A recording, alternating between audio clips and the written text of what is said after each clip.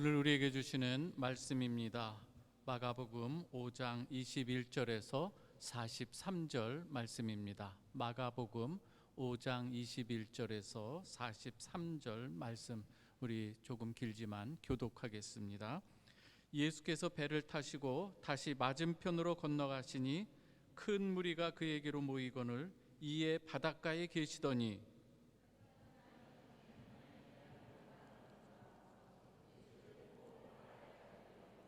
간곡히 구하여 이르되 내 어린 딸이 죽게 되었사오니 오셔서 그 위에 손을 얹으사 그로 구원을 받아 살게 하소서 하거늘.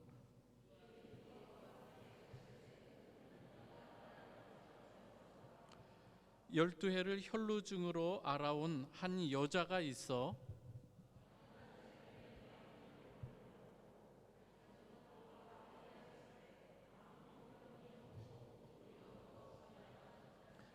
예수의 소문을 듣고 무리 가운데 끼어 뒤로 와서 그의 옷에 손을 대니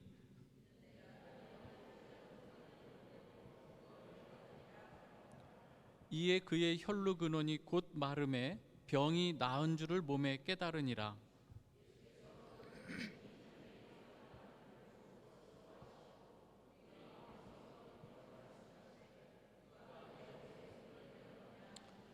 제자들이 여짜오되 무리가 에워싸 미는 것을 보시며 누가 내게 손을 대었느냐 하시니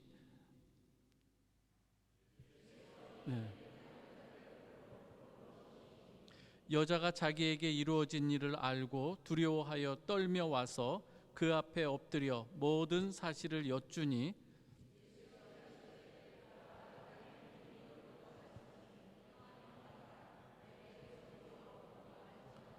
아직 예수께서 말씀하실 때에 회당장의 집에서 사람들이 와서 회당장에게 이르되 당신의 딸이 죽었나이다. 어찌하여 선생을 더 괴롭게 하나이까?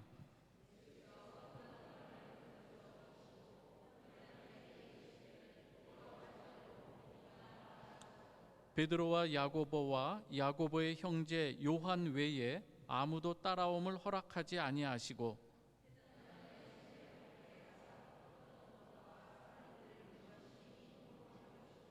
들어가서 그들에게 이르시되 너희가 어찌하여 떠들며 우느냐? 이 아이가 죽은 것이 아니라 잔다 하시니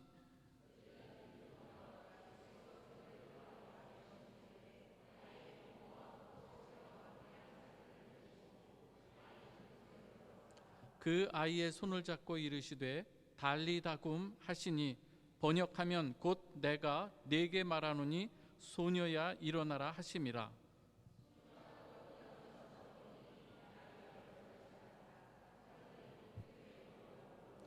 같이 읽습니다. 예수께서 이 일을 아무도 알지 못하게 하라고 그들을 많이 경계하시고 이에 소녀에게 먹을 것을 주라 하시니라. 아멘. 이 시간에는 우리 박준호 집사님 특송이 있겠습니다. 조원배 집사님입니다.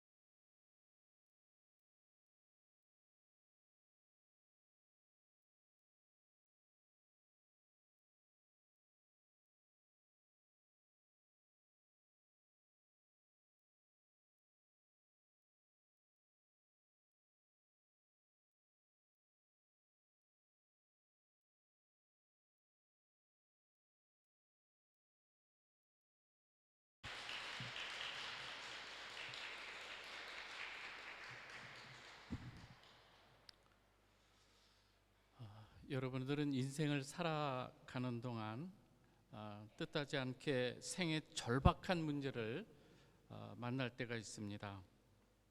누구나 예외는 없겠죠. 그럴 때 여러분들은 그 문제를 어떻게 해결하고 오셨는지, 그리고 어떻게 해결하고 또 어떻게 해결해야 될 것인가. 여러분, 상황에 따라 다르겠지만 때로 친구의 도움도 필요합니다. 질병에 걸렸을 때는 의사의 도움도 당연히 필요하죠. 깊은 절망에 빠졌을 때는 또 때로는 우리의 생애 멘토, 상담자도 필요합니다. 하지만 우리 인생의 궁극적인 문제, 우리의 힘으로, 우리의 지혜로, 우리의 능력으로 해결할 수 없는 어떠한 이 궁극적인 문제들을 해결함에 있어서는 과연 이들이 모든 것을 해결해 줄 수는 없을 것입니다. 어떻게 하는 것이 가장 지혜로운 것일까요?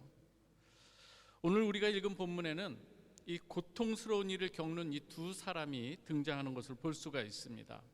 한 사람은 회당장 중에 이 한 사람으로 야이로라고 하는 사람입니다. 그가 가지고 있는 문제는 12살짜리 딸이 지금 죽어가고 있는 이 상황이에요. 그리고 다른 한 사람은 12년 동안 혈루증으로 인해 모든 의사를 다 찾아다녀 보았지만 돈만 허비하고 효험도 없고 도리어 지금 더 중하여진 이 상태입니다. 이들이 어떻게 믿음으로 서게 되는지를 오늘 우리 말씀을 통해서 살펴보면서, 또 우리 예수 그리스도는, 우리의 이 삶 가운데 역사하시는 이 예수 그리스도는 어떠한 분인가, 우리가 이 말씀을 통해서 듣는 시간 되시기를 바랍니다. 오늘 이 내용을 우리가 좀 이해하기 위해서는 예전에도 한번 말씀드린 적이 있는데, 이 마가복음에는 독특한 이 구조가 좀 자주 눈에 띄는 이 모습들이 있습니다. 다른 것이 아니라 이 문학 기법으로는 마치 샌드위치 기법이라고 할 수가 있습니다. 샌드위치는 어떻습니까?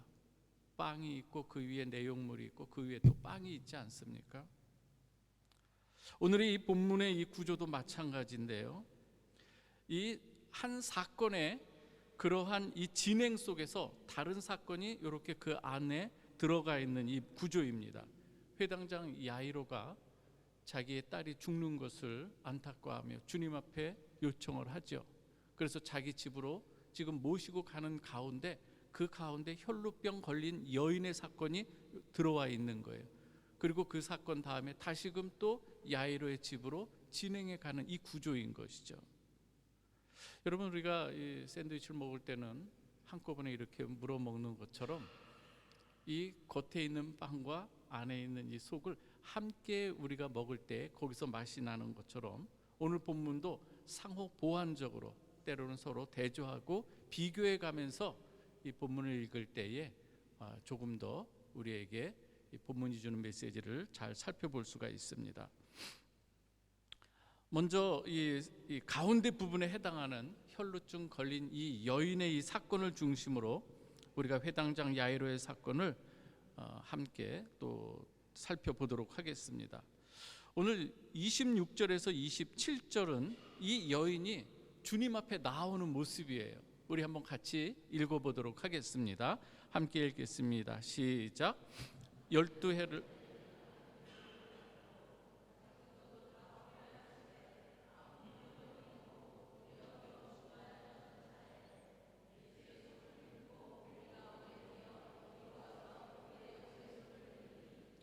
그렇습니다. 지금 혈루병 걸린 여인은 지금 예수 앞에 나오는 이런 모습이 등장하는데, 그런데 이 여인의 이 모습과는 또 다른 이 생의 절박한 문제를 가지고 있었던 우리 회당장 야이로는 또 어떻게 주님 앞에 나오는지 한번 더 같이 읽어보도록 하겠습니다.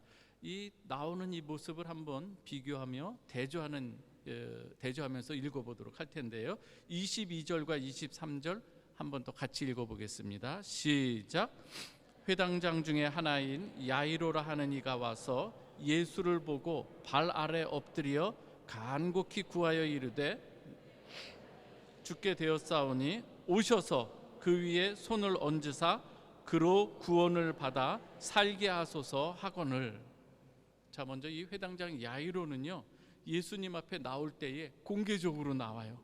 그리고 주님 앞에 바로 앞에서 발 아래 엎드리는 이 반면에 12해 혈루병 걸렸던 이 여인은 어떻습니까? 무리에 끼어서 지금 드러나지 않게 예수님의 뒤로 지금 다가오는 것을 볼 수가 있습니다.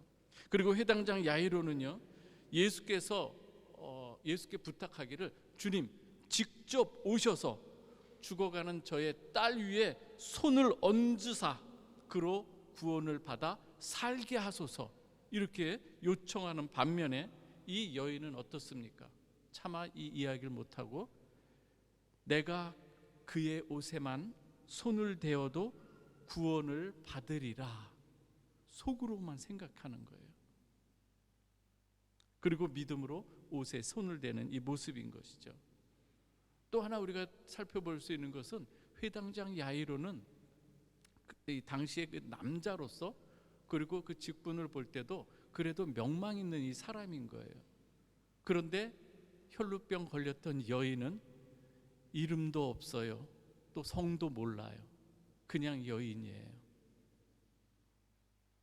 이렇게 대조가 되는 이러한 이 모습이었습니다. 하지만 우리 주님께서는 이 두 사람의 이 갈급한 문제를 다 받아주시는 것을 볼 수가 있는데요, 오늘 이 시간에 우리는 각기 다른 모습으로도 우리가 주님 앞에 나올 수가 있습니다.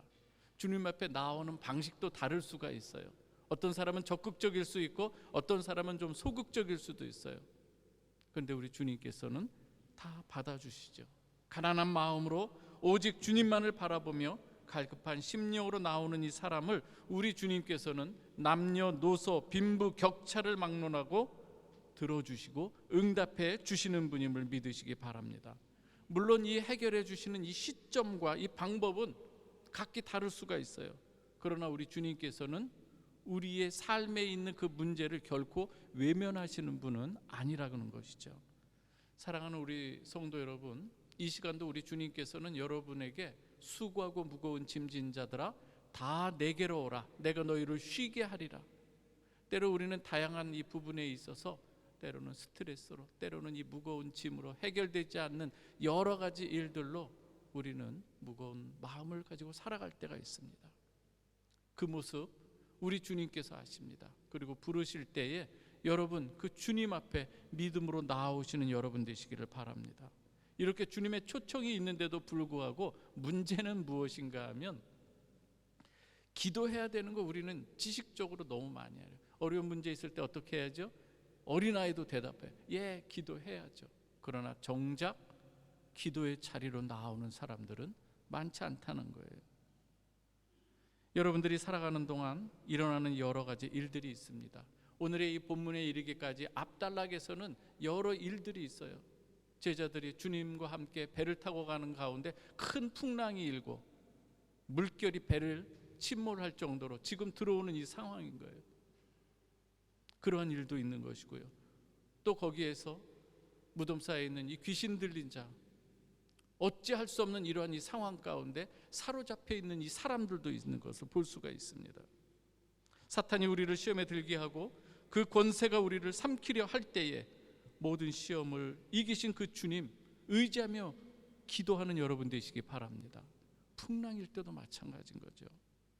어떤 사람은 회당장이 야이로처럼 적극적으로 이렇게 나와 간구할 수도 있을 것입니다. 어떤 이는 여인처럼 조용히 주님 뒤로 와서 말없이 기도할 수 있을 것입니다. 중요한 것은 기도하느냐 하는 것이에요.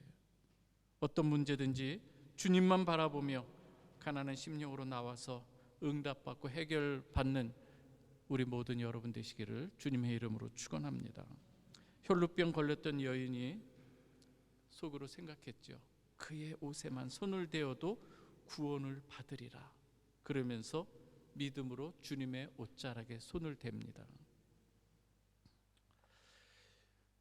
어떤 마음이었을까요? 오늘 우리가 특송하면서도 그 가사가 나와. 어떤 마음이었을까? 모세를 떠내 보면서 어떤 마음이었을까? 오늘 여인이 주님의 옷에 손을 대면서 어떤 마음이었을까? 예수님이야말로 내 질병을 치유하시고 새롭게 하실 수 있는 유일한 분, 그동안 좌초되었던 내 인생을 새롭게 창조하실 이는 오직 예수 그리스도 한 분임을 지금 믿고 지금 주님의 옷에 손을 대는 줄 믿으시기 바랍니다. 주님의 옷자락을 만지는 이 혈루병 걸린 여인의 마음은 주님을 에워싸면서 밀고 당기며 가던 군중들의 이 주님의 옷자락에 손을 대는 것과는 차원이 다른 터치라고 할 수가 있습니다. 다른 차원의 만짐이라고 하는 것이죠. 여인은 자신이 주님의 옷자락을 만지자 곧 혈루 근원이 곧 마름에 병이 나은 줄을 몸으로 지금 느낍니다. 깨닫게 됩니다. 여인만 아는 것이 아니에요. 우리 주님께서도 그 능력이 바로 그 시간 자기에게서 나간 줄 아시고 스스로 아시고 무리 가운데 돌아보면서 말씀하십니다. 누가 내 옷에 손을 대었느냐? 누가 내 옷에 손을 대었느냐? 이것은 왜 허락도 없이 내 옷을 만지느냐 책망하기 위해서 묻는 것이 아니에요. 오늘 우리 주님께서 누가 내 옷에 손을 대었느냐 물으시고 찾으시는 그 한 사람이 있는 거예요. 믿음으로 주님의 옷자락을 만진 사람을 찾으시는 줄 믿습니다. 저는 오늘 이 시간도 우리가 말씀을 우리가 들을 때 아멘, 무의식적으로 아무 그런 믿음 없이 그렇게 하는 아멘이 아니라 주님 말씀이 참 진리입니다. 맞습니다. 주님 그 말씀이 내 삶에 역사되기를 간절히 원합니다. 아멘입니다. 이렇게 아멘하는 여러분 되시기 바랍니다. 오늘 우리의 신앙생활이 때로는 너무나 피상적일 때가 있는데요, 조금 더 주님의 말씀 한 말씀 들을 때마다 우리가 믿음으로 반응할 줄 알아야 된다고 하는 것이죠. 주님께서는 오늘 저와 여러분들에게도 이러한 이 믿음의 사람을 찾고 계실 때에 오늘 이 자리에 모인 우리 모두는 믿음으로 주님의 옷자락에 손을 대는 것처럼 믿음으로 이 시간 예배드리고 주님의 말씀을 받기를 원합니다. 오늘 여기서 누가 내 옷에 손을 대었느냐는 우리 주님 그 질문 앞에 여인은 지금 두려워 떨고 있습니다. 물론 왜 떠는가? 우린 좀 이따 다시 살펴보겠지만 율법적으로 볼 때 이 부정한 여인이 함부로 모든 것을 만지지 않도록 이 구별해 놓는 걸 볼 수가 있어요. 그렇기 때문에 혹시 내가 이러한 이 몸으로 내가 주님을 만져서일까? 그런 생각이 얼마든지 들 수도 있겠죠. 이때 주님께서는 공개적으로 이렇게 말씀합니다. 의외의 말씀이죠. 따라 내 믿음이 너를 구원하였으니 평안히 가라. 내 병에서 놓여 건강할지어다. 얼마나 놀라운 선포의 말씀입니까? 그 여인에게 이보다 더 큰 복음이 어디 있겠습니까? 우리 주님께서 말씀하시는 거예요. 따라 내 믿음이 너를 구원하였으니 평안히 가라. 내 병에서 놓여 건강할지어다. 오늘 이 말씀 우리에게도 임하길 주님의 이름으로 축원합니다. 주님께서 이렇게 공개적으로 선포하시는 1차적인 이유는 우리 주님께서 1차적으로 어떠한 분이신가를 계시하는 것과 동시에 여인으로 하여금 정상적인 이 삶을 살도록 선포하는 의미가 담겨져 있는 것이죠. 혈루증이라고 하는 것은요, 구약에 보면 율법에 의해서 부정하다고 규정된 병입니다. 그래서 이 혈루병을 앓는 사람만 부정한 것이 아니라 그가 누웠던 침상, 그가 앉았던 자리, 그리고 그가 접촉했던 모든 사람도 부정하게 되는 거예요. 그래서 구별시켜 놓는 거예요. 그런데 지금 이 여인은 어떻습니까? 그렇기 때문에 무리에 끼어서 간절한 마음으로 오늘 주님의 옷자락을 잡는 것이죠. 그런데 놀라운 일이 일어났습니다. 여인이 주님의 옷자락에 손을 댈 때에 예수님이 부정해져야 하는데 정반대의 일이 일어난 거예요. 여인이 주님의 옷을 만졌을 때에 여인의 부정함이 예수를 부정하게 만든 것이 아니라 오히려 예수의 능력이 주님으로부터 나와서 그녀에게 흘러들어가 그녀를 정결케 하고 더 나아가 구원에 이르게 하는 거룩함에 이르게 되어 우리 주님께서 선포하시는 대로 내가 내 믿음이 너를 구원하였으니 평안히 가라. 우리 주님의 복음의 능력인 줄 믿으시기 바랍니다. 오늘 본문이 정작 말하고자 하는 것은요, 사실 혈루증 걸렸던 여인의 믿음이 얼마나 대단했는가 물론 중요한 거예요. 주님께서 칭찬하세요. 그러나 보다 중요한 것은 그 주님이 어떠한 분인가 하는 거예요. 모든 죄와 허물 부정한 것을 우리 주님의 보혈로 정결케 하실 수 있는 분, 구원을 선포하시는 예수 그리스도야말로 우리의 참된 구주라고 하는 것을 오늘 분명하게 선포하고 있는 줄 여러분 믿으시기 바랍니다. 오늘 우리 주님께서 이 여인의 이 사건을 공개적으로 또 선포하는 중요한 또 다른 이유가 있어요. 바로 회당장 야이로의 이 믿음을 한 차원 업그레이드 시키기 위한 것인 걸 우리가 볼 수가 있습니다. 우리 35절 36절 우리 한번 같이 읽어보도록 하겠습니다. 시작.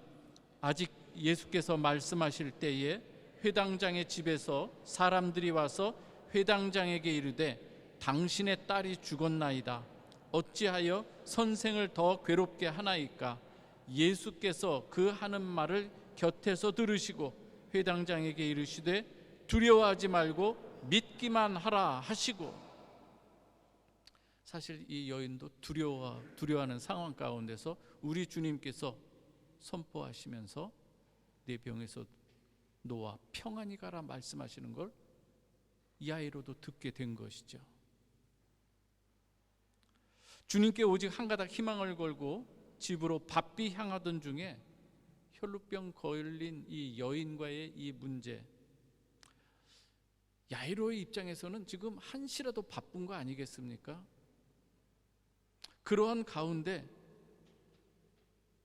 지금 너무나도 안타까운 소식을 듣게 되는 거예요. 빨리 가야 되는데 하는 이 상황에 그 집에서 소식이 오기를 야이로의 딸이 죽었다고 이렇게 전가를 받게 되는 것이죠. 그 소식을 접한 야이로의 마음은 어떠했을까요, 여러분? 그런데 이때 우리 주님께서는 하나의 믿음의 도전을 주시는 거예요. 연약한 믿음을 붙들어 주시는 우리 주님, 야이로가 여기에서 다시금 도전을 잊고 다시금 믿음의 발걸음을 옮기게 되는데요. 한 가지 중요한 사실은요, 우리 주님께서는 야이로의 문제, 지금 딸 문제로 지금 가고 있지 않습니까? 죽어가는 딸, 지금은 죽었다는 이 소식을 듣고 있는 이 문제, 이것을 위해 지금 가고 있어요. 근데 우리 주님은요, 이 문제만 가지고 가는 것이 아니라 지금 이 가운데 야이로의 믿음을 더 성숙시키고자 하시는, 야이로가 더 지금까지는 주님이 내 딸이 살아있는 동안에 주님이 오셔서 손을 얹어주시면 나을 것이라는 소망을 갖고 지금 함께 가고 있는 거 아니겠습니까? 그런데 지금 이 소식을 들었을 때 얼마나 좌절이 되고 낭망이 되겠습니까? 오늘 우리 주님께서는 야이로의 딸 문제만 해결하는 것이 아니라 회당장 야이로가 더욱 믿음으로 서기를 바라는 마음으로 지금 말씀하시는 거예요. 두려워하지 말고 믿기만 하라. 두려워하지 말고 믿기만 하라. 야이로한테 있었던 믿음, 주님이 딸이 살아있는 동안에 오시면 고칠 수 있었다고 생각하는 믿음이었는데, 지금은 예수님께서는 더 큰 믿음을 야이로에게 요구하시는 거예요. 그 매개로 사용되는 그 사건이 혈루증 걸렸던 여인이 치유되고 회복되는 이 사건이라고 하는 것입니다. 이 사건을 보면서 야이로는 어떻습니까?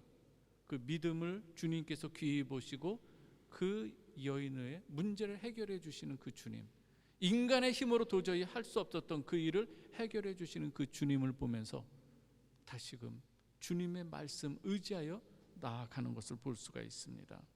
혈루병 걸린 여인을 향해 내 믿음이 너를 구원하였으니 평안히 가라, 내 병에서 놓여 건강할지어다 하시는 이 주님의 이 믿음의 이 촉구, 야이로는 여기에서 어떻습니까? 바랄 수 없는 것을 바라는 믿음이 여기서 생기게 되는 것을 볼 수가 있습니다.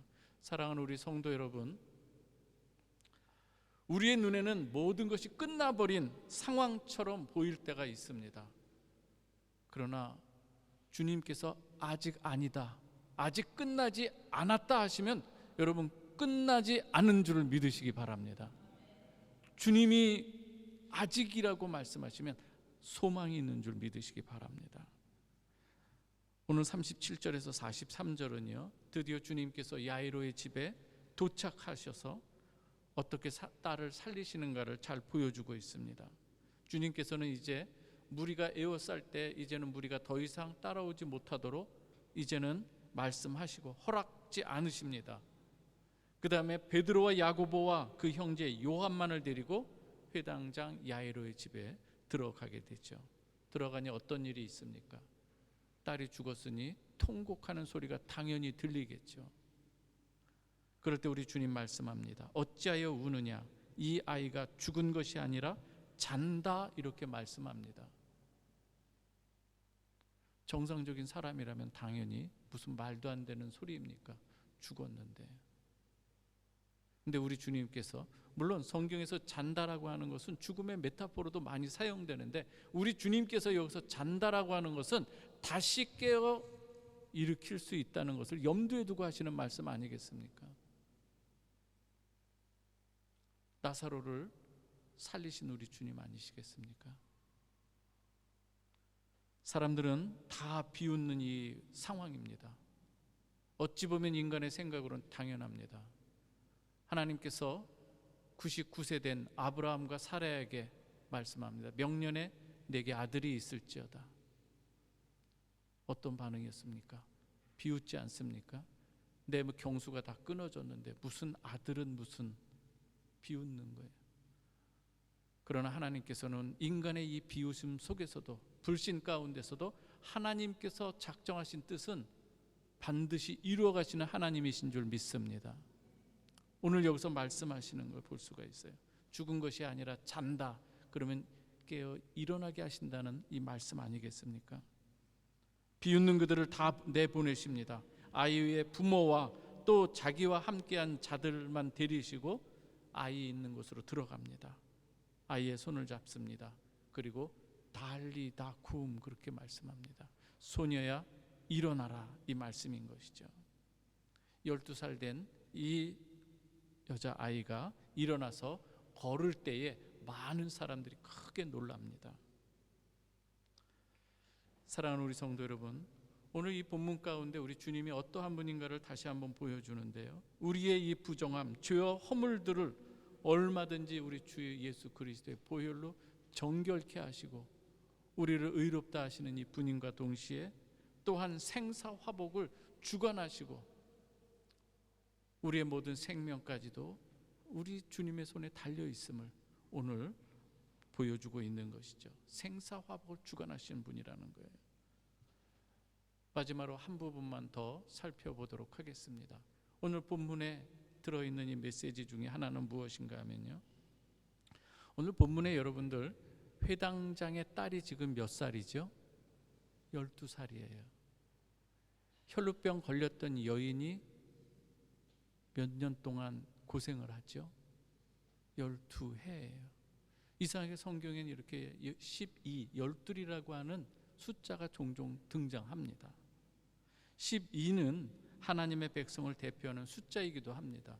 12지파, 12사도, 12제자, 안 그렇습니까? 그리고 새 예루살렘을 볼 때도 문이 12문 이런 것들이 나오죠. 단순한 나이와 병을 앓던 숫자를 넘어서 여기서 말하고 있는 것은 이스라엘 전체를 지금 상징하는 이 모습이기도 한 거예요. 그 앞에서 풍랑이는 이 배, 이력 편주와 같은 정말 풍랑 속에서 침몰할 것 같은 그러한 이 상황이 펼쳐지지 않았습니까? 건널 때에 제자들이 놀라가지고 주님을 깨워서 어찌하여 우리를 돌아보지 아니하시나이까. 요 모습 자체가 로마의 압제하에 있는 초대교회의 이 모습이 이력 편주와 같이 위험하고 너무나도 지금 불안한 이 가운데 있는, 두려워 떨고 있는 이 모습인 거예요. 그때 우리 주님께서 어떻게 하시는 거예요? 일어나셔서 잠잠하라 고요하라 말씀하실 때 바람과 풍랑이 잠잠해지는 것. 초대교회를 어떻게 우리 주님께서 보호하시고 지켜가시는가를 거기서도 보여주고 있는 것이죠. 오늘 우리 이 죽어가는 이 소녀의 이 모습, 어찌 보면 그 당시 이스라엘의 이 모습이 정말로 이러한 연약하게 죽어가는 이 모습과 같을 때 우리 주님께서 어떻게 그 이스라엘 민족을 또 살리시고 보호해 가시는가. 다 이제는 끝났다 생각하는 이 상황 속에서도 우리 주님께서는 역사하고 계시다는 거예요. 우리가 지금 이 어렵고 힘든 가운데, 그러나 하나님께서 역사하시면 얼마든지 죽은 것 같은 그 상황 가운데서도 에스겔 37장에 이스라엘 백성들 마른 뼈와 같이 버려진 것 같은 그 상황 가운데서도 우리 주님이 역사하시니까 거기에서 생명이 일어나고 군대가 되는 것을 보여주고 있지 않습니까? 유럽이 다 기독교 복음이 다 죽어간다고 하지만 아직 주님께서 아니라 하시면 여기에 소망이 있는 줄 믿으시기 바랍니다.